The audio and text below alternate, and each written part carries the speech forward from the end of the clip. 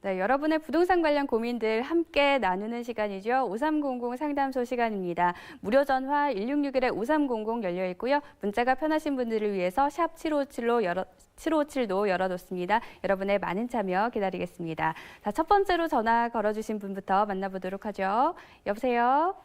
여보세요? 예, 안녕하세요. 반갑습니다. 네. 예, 오늘 어떤 점 궁금하세요? 네. 임대주택에 이제 15평 이하가 네.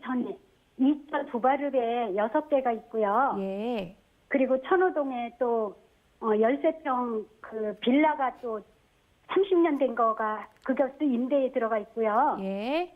네. 그리고 하남시 덕풍동 자이 아파트는 그 임대에 안 들어가 있어요. 그런데 예. 일시적 2주택이에요. 그 자이 아파트가 보유를 안 했고 일회 신도시로 이사 간 지가 1년 됐어요. 네. 그래서 보유를 해야 돼서 비과세가 되는 건지 네. 일회 이사 간 지는 1년 됐고요. 네. 팔 때 그러니까 양도세 말씀하시는 거죠? 네, 매도할 때 네. 양도세가 어떻게 되나. 네. 일단 좀 여러 채 임대사업자 등록해서 운영 중이시고 일시적 네. 1가구 2주택이신데 양도세 부분, 세금 부분 좀 궁금하신 것 같은데요. 전문가님과 한번 상담 나눠보도록 할게요. 네, 안녕하세요. 네, 안녕하세요, 교수님. 예. 제가 보니까 이런 것 같아요. 주택 네. 임대사업자를 등록하고 계시는데, 네. 지금 일회 신도시에서 지금 현재는 거주 중인데, 네. 지금 일시적 2주택, 즉 3년 이내에 걸린 네. 하남시 덕풍동에 있는 자이 아파트 처분을 했을 때 양도세가 어떻게 되느냐, 이제 이 질문 같아요. 맞습니까? 네, 맞습니다. 예, 그러면 자, 일시적 2주택이라는 것을 전제하고요.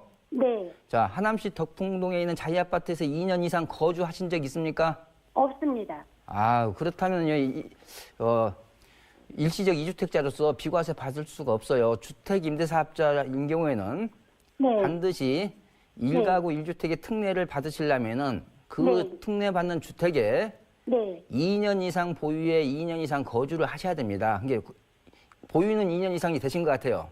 10년 넘었어요. 예, 그런데 거주를 한 적이 없기 때문에 네. 비과세 특례를 못 받으시고 네. 못 받으시고 일반 과세가 되겠습니다. 일반 세율이 되겠습니다. 내년 4월에 처분을 해도요?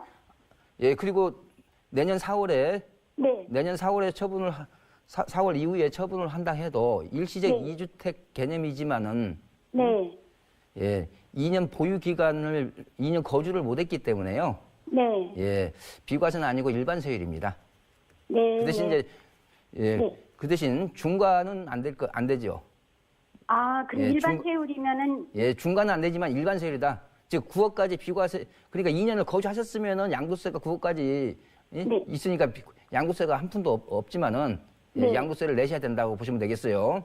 네. 예. 알겠습니다. 이런 네, 경우에는 감사합니다. 일단 일반 세율로 적용을 받으신다는 점, 오늘 세금 관련 궁금증 주셨는데요. 네, 참고하시길 바랍니다. 다음 시청자님 만나보도록 하겠습니다. 여보세요? 네, 여보세요? 예, 반갑습니다. 오늘 어떤 도움 좀 드릴까요? 예, 저기 암사동에 네. 빌라 아들 명의로 2년 전에 매수를 했거든요. 예.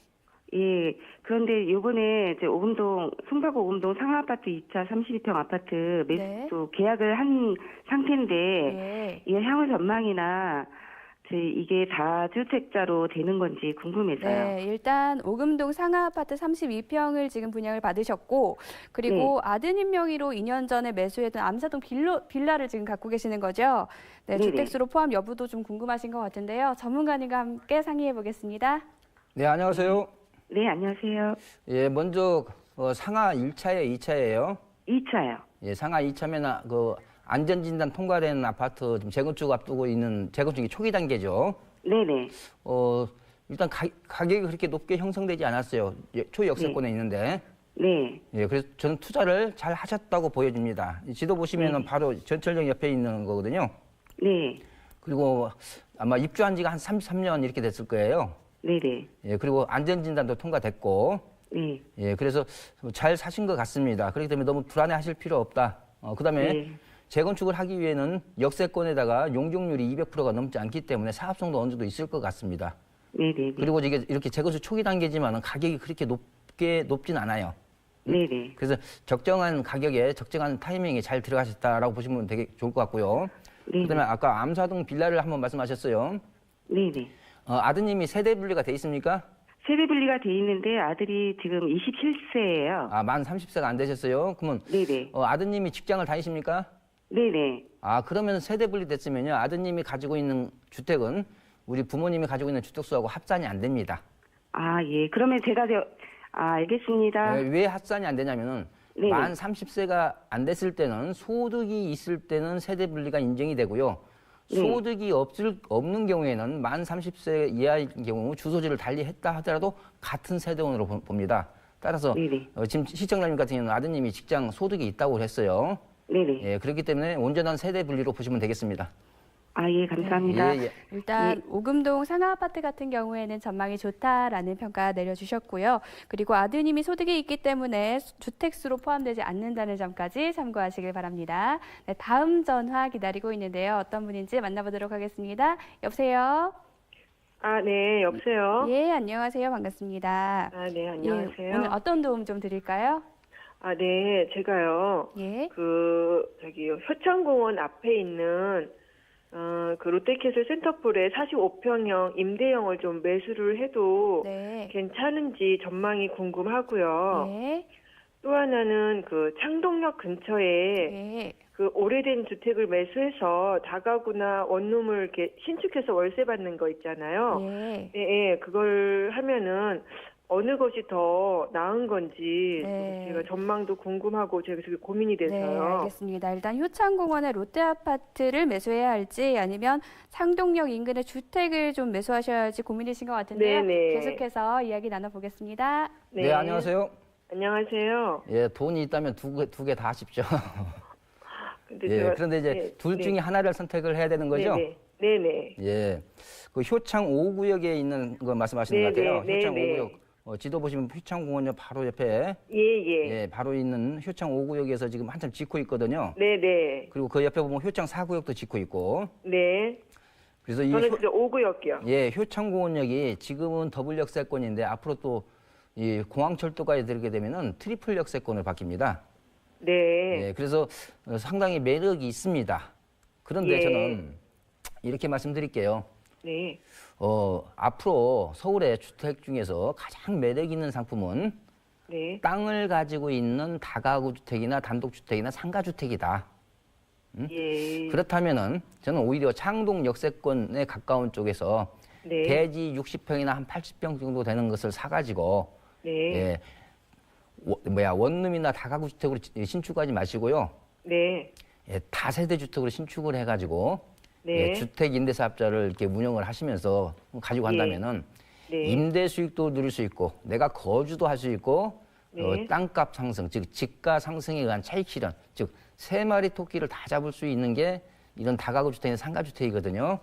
네. 그래서 저는 이 효창동에 있는 롯데캐슬 아파트도 분양받는 것도 좋은데 네. 둘 중에 하나만 선택을 하라고 한다면은 네. 저는 창동 역세권에서 그다음에 또 창동 역세권 안에서도 또 준공업 지역도 있어요.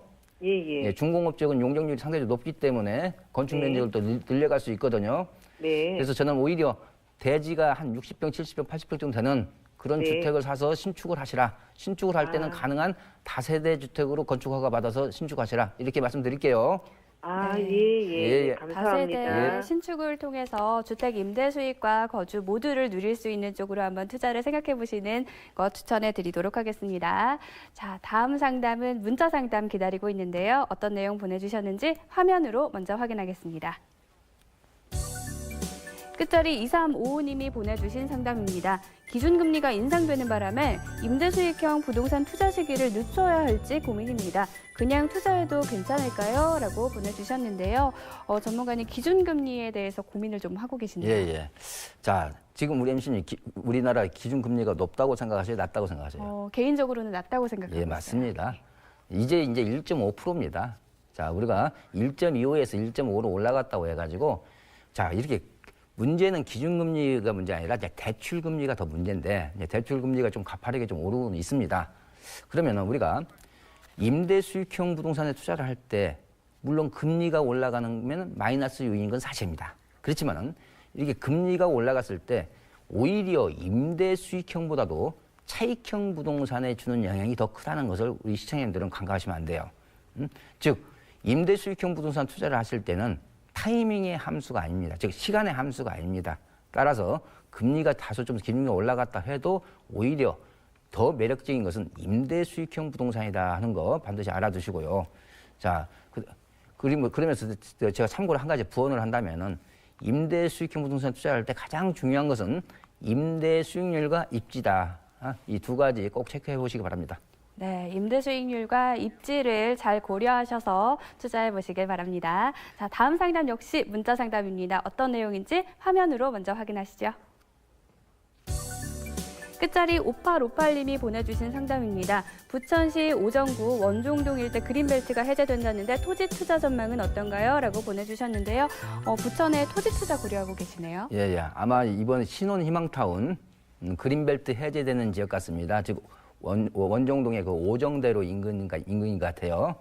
자, 문제는 이렇습니다. 최근에 호가가 많이 올랐습니다. 그렇기 때문에 오히려 이 수용 방식이다 보니까 손해를 볼 수 있다는 점 오히려 주의하시고요. 오히려 그린벨트가 해제되는 인근 지역이라면 오히려 동반 상승을 할 수 있는 가능성이 많겠습니다. 그렇기 때문에 너무 특별하게 그 지역이 어느 지역인가를 잘 알고 접근을 하셔야 된다는 거 해서 좀 신중을 기하시라고 말씀드리고 싶습니다. 네, 토지 투자에는 좀 신중을 기하셔서 투자를 하시는 전략 드리도록 하겠습니다. 자, 방송 중 5300 상담소는 여기에서 마무리해 보도록 하겠습니다. 계속해서 궁금하신 점 많으실 텐데요. 무료 전화 1661-5300, 문자 상담 샵757 방송 끝나고까지 계속 열어두도록 하겠습니다. 자, 아울러 저희가 방송 중 전해드린 전문가 의견과 투자 참고 자료는 참고 자료일 뿐 해당 가치의 상승과 하락을 반드시 보장하지 않는다는 점도 꼭 참고해 주시길 바랍니다. 지금까지 5300 상담소였습니다.